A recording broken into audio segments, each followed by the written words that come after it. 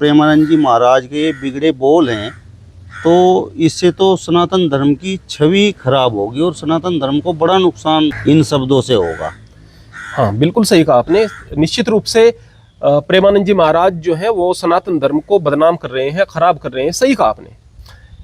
वो कपड़े पहनने को कह रहे हैं, वो ब्रह्मचर्य की रक्षा के लिए कह रहे हैं, वो तंत्र मंत्र से बचाने को कह रहे हैं, अंधविश्वास से बचाने को कह रहे हैं। इससे सनातन धर्म बदनाम होगा।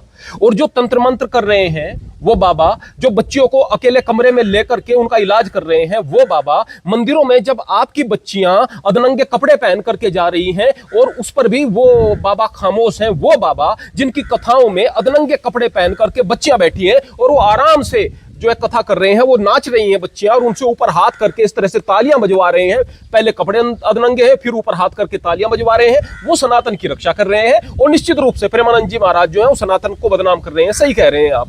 अरे भाई, जिन लोगों को प्रेमानंद जी महाराज से दिक्कत है ना, तो उनको अवसर मिल गया है ये कहने का। इसलिए अवसर मिल गया है क्योंकि जनता मूर्ख है, वो चीजों को समझ नहीं रही। अरे भाई, संतों का काम ही यही है कि जो सामने आपके विनाश आ रहा है उस विनाश के लिए चेता दे। संतों का काम ही यही है, तो चेता रहे हैं।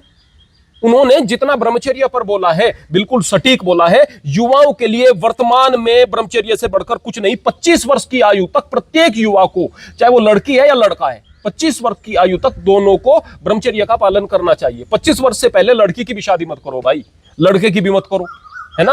और उनको बढ़ने दो, पढ़ने दो और अपना शरीर बनाने दो और आप संस्कार दो बच्चों को। और इस तरह के गुरुओं के पास जाओ भाई, जिस तरह के प्रेमानंद जी महाराज हैं, तो जाकर के आपकी सनातन संस्कृति बचेगी। वरना ये नंगापन, ये बेहयाई आपके धर्म को ले डूबेगी, आपके बच्चों को ले डूबेगी, आपके भविष्य को ले डूबेगी।